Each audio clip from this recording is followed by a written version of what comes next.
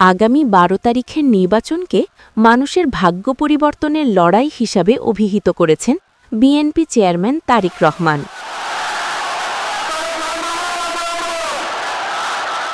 তিনি জানিয়েছেন, যে কোনো মূল্যে দুর্নীতির অবসান ঘটিয়ে নাগরিকদের জন্য একটি নিরাপদ বাংলাদেশ গড়ে তোলাই বিএনপির প্রধান লক্ষ্য।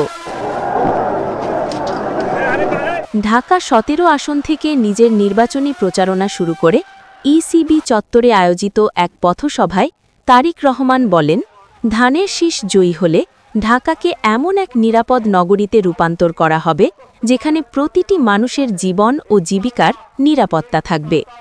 এলাকার সন্তান হিসাবে তিনি ভোটারদের কাছে দেশ সেবার সুযোগ প্রার্থনা করেন। দেশের মানুষের ভোটে নির্বাচিত হলে আমরা সমগ্র দেশ সহ এই ঢাকা শহরকে একটি নিরাপদ শহরে রূপান্তরিত করতে চাই, নিরাপদ শহরে পরিণত করতে চাই, যেই শহরে মা বোনেরা নিরাপদে নিশ্চিন্তে যে কোনো সময় দিনে যে কোনো সময় হাঁটতে পারবেন।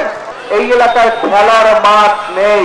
আপনাদের সকলের জানার জন্য আমি বলতে চাই যে ইনশাআল্লাহ আপনাদের দোয়ায় আল্লাহ রহমতে বিএনপি ১২ তারিখে সরকার গঠন করলে শুধু এই এলাকাতেই নয়, ঢাকা ১৭টাতেই নয়, আমরা সমগ্র ঢাকা শহরে অন্তত ৪০টি খেলার মাঠ তৈরি করব ইনশাআল্লাহ। পরবর্তীতে ঢাকা ১৬ আসনে আমিনুল হকের নির্বাচনী সভায় যোগ দিয়ে বিএনপির এই শীর্ষ নেতা বলেন, ২৪-এর গণ অভ্যুত্থানে হাজারো শহীদের আত্মত্যাগের ফলে আজ মানুষের ভাগ্য পরিবর্তনের পথ তৈরি হয়েছে।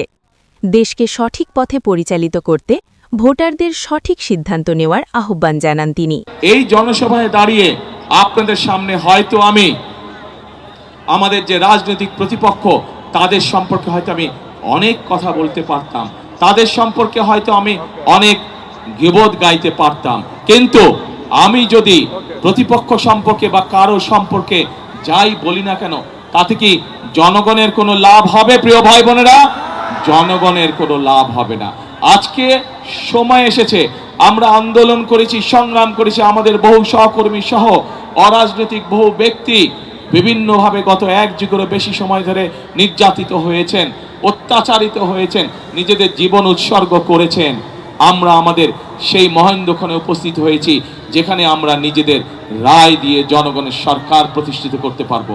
পরবর্তী ধাপ হচ্ছে এই দেশকে পুনর্গঠন করা, এই দেশের মানুষের ভাগ্যের পরিবর্তন করা।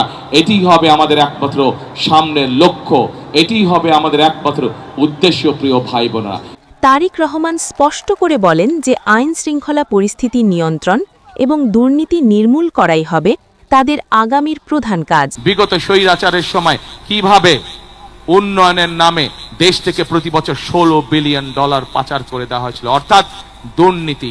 আমরা যত পরিকল্পনায় গ্রহণ করি না কেন, যদি আমরা দুর্নীতির লাগাম টেনে ধরতে না পারি তাহলে জনগণের ভাগ্য পরিবর্তন করা অত্যন্ত দুরূহ ব্যাপার হয়ে যাবে।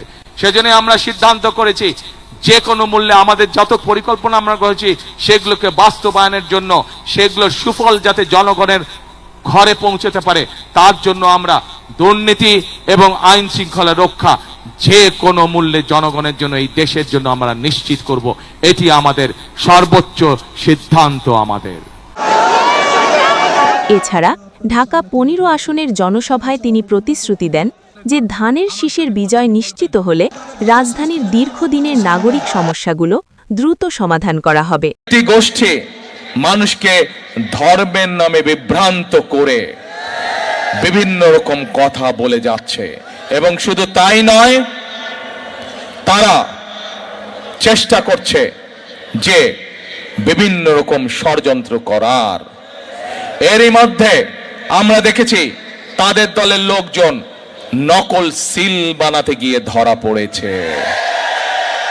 প্রিয় ভাই বোনেরা, এর মধ্যে আমরা দেখেছি তাদের লোকজনেরা মা বোনদের, সরল বনা মা বোনদের কাছে গিয়ে কিভাবে তাদের এনআইডি নাম্বার নিয়েছে, তাদের বিকাশ নাম্বার নিয়েছে। আন্দোলনের সময় তারা কিভাবে জনগণকে ফেলে রেখে সেই স্বৈরাচারের 90 স্বৈরাচারের সাথে নির্বাচনে অংশগ্রহণ করেছিল। প্রিয় ভাই বোনেরা, বিভিন্ন সময় এই মহলের জনগণকে ফেলে রেখে চলে যাওয়ার দৃষ্টান্ত আছে। আপনাদেরকে সজাগ থাকতে হবে, আপনাদেরকে সতর্ক থাকতে হবে, আপনাদেরকে সজাগ থাকতে হবে, যেন আবার আপনাদের সেই ভোটকে কেউ আমির আমির নির্বাচন করে বাক্সে বন্দি করতে না পারে। করব কাজ সবার আগে বাংলাদেশ।